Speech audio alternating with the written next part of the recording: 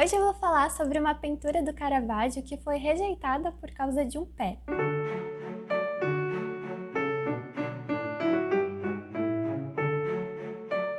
Oi pessoal, tudo bem? Eu espero que estejam todos bem. Eu queria agradecer os comentários, os likes e as inscrições do último vídeo. Eu fiquei muito feliz que vocês gostaram e nesse vídeo eu vou falar sobre as duas versões da pintura A Inspiração de São Mateus que foram feitas pelo pintor Michelangelo Merisi de Caravaggio, ou como ele é mais conhecido, como Caravaggio, que é o lugar que ele nasceu na Itália. Ele foi um dos grandes pintores do barroco católico e teve algumas de suas pinturas rejeitadas, como foi o caso dessa, que foi encomendada por representantes da igreja. Nessa época, a igreja fazia várias encomendas de pinturas enormes, porque o protestantismo estava crescendo, alcançando vários países e a igreja não queria perder a sua influência na sociedade. Então eles fazem algumas reformas internas e também mudam a forma como eles usam a arte. Eles veem que a arte é uma forma muito poderosa de passar as mensagens e as ideias que eles queriam transmitir. Então eles fazem encomendas de pinturas enormes para ficar nas capelas e nas igrejas com o objetivo de comover e emocionar as pessoas. E é nesse contexto que eles encomendam a pintura da Inspiração de São Mateus para o Caravaggio, que fica no altar de uma capela de uma igreja em Roma. E ele precisava representar o santo sendo inspirado pelo anjo para escrever o seu evangelho. E aí ele vai fazer a sua interpretação dessa cena.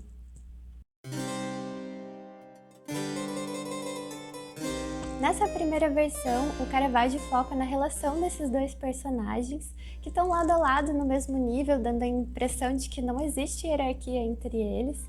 Eles parecem até bons conhecidos num momento descontraído. São Mateus está nessa posição relaxada, com as pernas cruzadas, com o pé apontando para o público.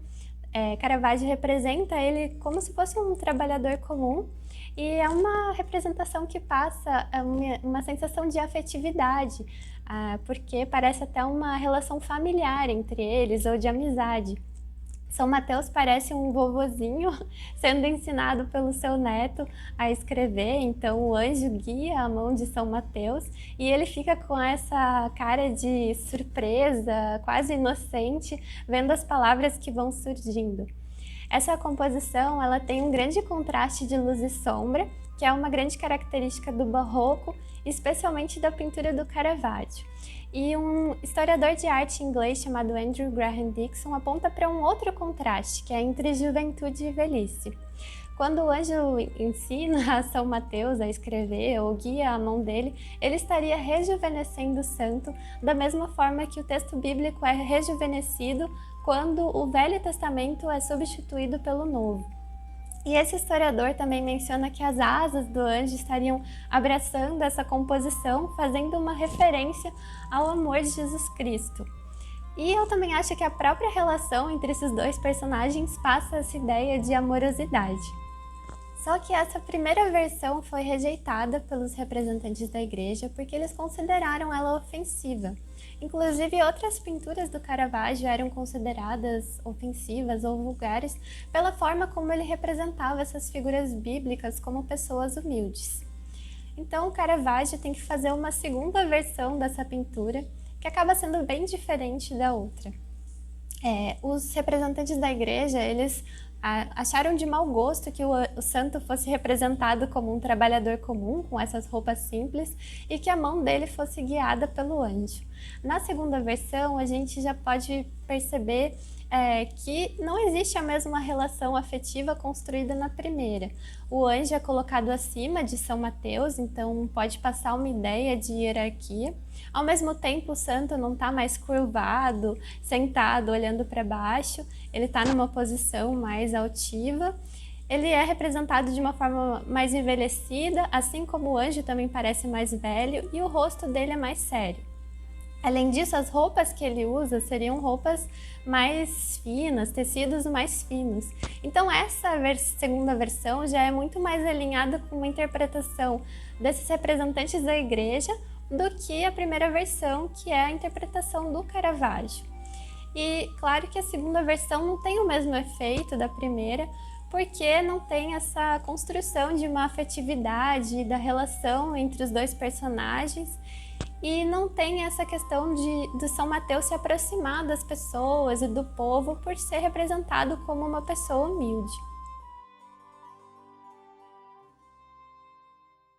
O Caravaggio era um grande leitor da Bíblia, então provavelmente ele representa São Mateus como um trabalhador comum, porque os discípulos de Jesus Cristo faziam um voto de pobreza e as roupas que eles usavam estariam bem mais próximas dos empobrecidos do que das pessoas mais abastadas que teriam acesso a tecidos finos e elegantes.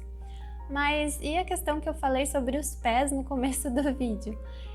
Acontece que os representantes da igreja consideraram que essa posição de São Mateus, com as pernas cruzadas e com o pé rudemente exposto ao público, que não tinha nem decência e nem aparência de um santo. O historiador que eu mencionei antes, o Andrew Graham Dixon, ele fala que em um determinado momento o Caravaggio fica famoso como um pintor que faz uma representação diferente dos pés. Porque ele faz os personagens bíblicos de pés descalços e algumas vezes de pés sujos, e é interessante pensar isso com uma passagem da Bíblia que esse historiador menciona, que é o ato de Jesus Cristo de lavar os pés dos seus discípulos, porque esse historiador fala que você honrar os pés é honrar a parte mais baixa do corpo, então seria como se colocar humildemente diante de Deus. Essa representação que o Caravaggio faz do pé, que está apontando para o público, pode ser uma forma de se aproximar dos empobrecidos e trazer uma referência de humildade para sua pintura. Tem uma animação japonesa chamada Death Note que faz uma referência direta a essa passagem da Bíblia, de Jesus Cristo lavando os pés dos discípulos, porque um dos personagens lava os pés do outro. E é legal de pensar esse momento com essa questão de você se colocar humildemente diante de Deus. É uma coisa legal de pensar para quem já assistiu ou para quem quiser assistir, mas eu não vou falar mais, senão vai ser spoiler.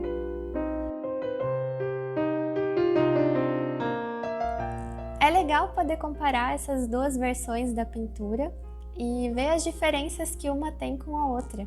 Infelizmente, a primeira versão não existe mais, porque o lugar que ela estava em Berlim foi bombardeado durante a Segunda Guerra Mundial. Mas existe o registro fotográfico dela, que permite que a gente faça essa comparação entre as duas imagens e principalmente entre as imagens e o relato do que aconteceu nesse momento, do porquê a igreja teria rejeitado a primeira versão, que é um relato que está presente numa das biografias que foi escrita sobre o Caravaggio, por um pintor que conviveu com ele. Foram escritas algumas biografias sobre o Caravaggio, mas o interessante é que esse pintor era rival do Caravaggio. O Caravaggio, ele tinha um histórico de arranjar brigas e uma fama de ser violento e agressivo. Não se tem muitas informações sobre a juventude dele e muito do que se tem são registros criminais, mas isso é uma coisa que eu posso abordar em um outro vídeo. Eu acho que essa primeira versão da pintura do Caravaggio demonstra muito mais a sensibilidade desse artista, porque ele constrói uma conexão com o espectador através da afetividade. A forma como ele representa São Mateus como um trabalhador comum, a relação de São Mateus com o anjo são elementos que se aproximam muito mais da realidade das pessoas. Parece que São Mateus poderia ser uma pessoa que estaria no convívio do povo. Diferente da segunda versão, que acaba tendo um certo distanciamento por atender mais às intenções do que a igreja queria que fosse representado e não do que o Caravaggio queria expressar para as pessoas.